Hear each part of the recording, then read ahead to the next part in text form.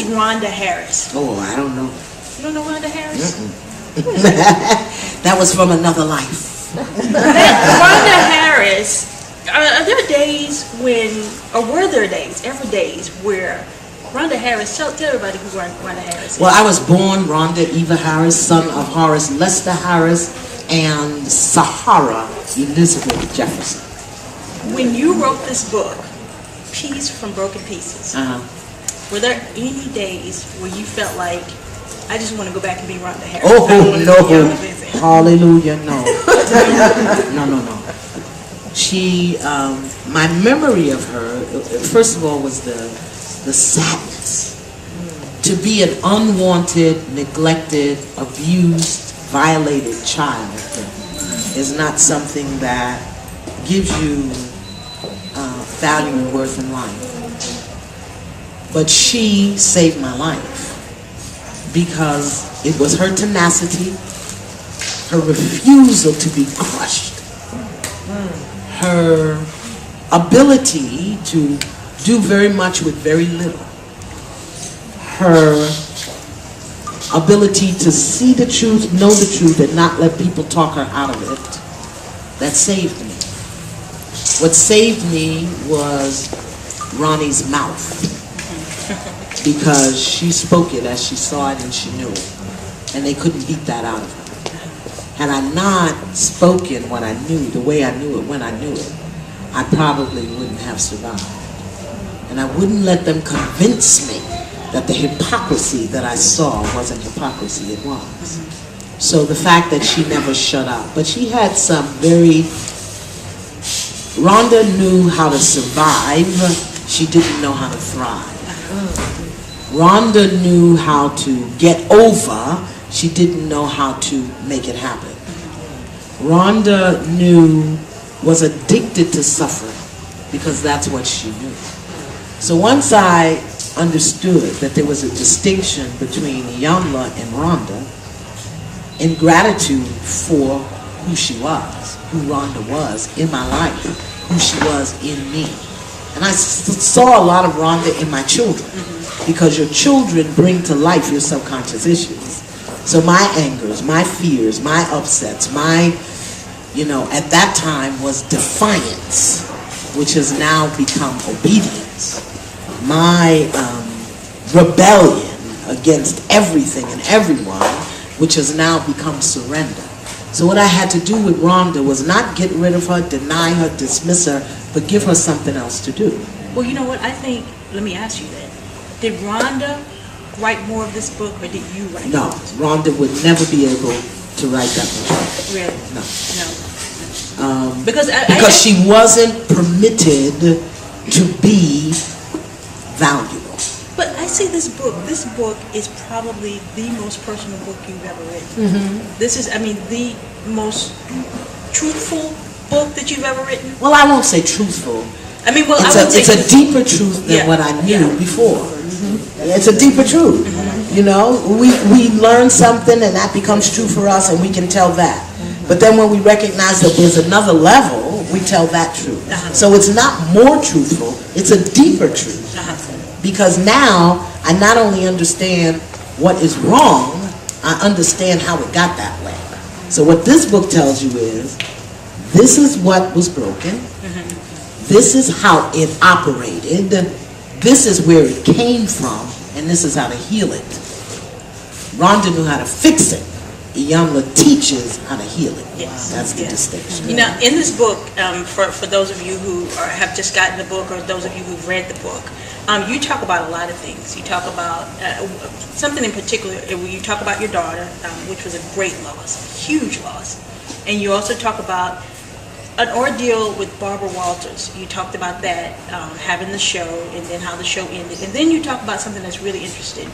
A conversation that you had with Oprah Winfrey after the show, and you went to her and you apologized, and she said you were a big woman. Is what she said to do that. Yeah.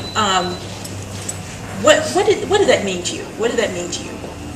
Not just, I know she's Oprah and it's coming from someone who is, revered, but just from someone who's very respected and really, truly respects and seems to care about you too. What did that mean to hear somebody say, to hear her say, you know, you were a big woman to do that? Because, I mean, okay, let me answer. Okay. I'll go on. You get ready to ask me something else, and I'm over 50, so I might forget. First part. What does that mean? What does that mean? You see, I don't think of her as Oprah Winfrey. I do not. That's my sister. You are my sister. Because when we start putting those labels and raising up, and you know, that's why people feel so free to say such ugly things about her, because she's Oprah Winfrey. No, this is my sister. So what it meant to me was to heal a breakdown with my sister, because my sister died before we had the opportunity to do that. So my commitment was never to allow an upset to exist in my life longer than 48 hours if I have the opportunity to heal it. That one lasted 11 years. Really? Yeah. So it wasn't, I get to go to Oprah and tell her. No. Because the minute I recognized the error, I called her. I wrote her, and she called me. And we talked about it. That was 9 years ago. Just took 9 more years it just took the 9 years for the dust to settle. Let me ask you this. When you were going through it, in this book, I mean, it tells everything. Everything. Everything. Even from, I mean, for those of you who haven't read it, even... Don't tell them. Oh, well, just a little bit.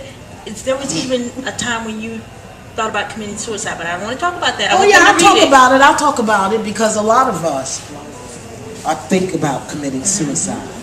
It's not that we want to die, we want to end the pain. And we think death is the way out of pain. We just don't want to hurt anyone. And I just didn't want to hurt anyone. And I thought the way to end that pain was to end my life. And particularly after I lost Jamia, after I lost my daughter.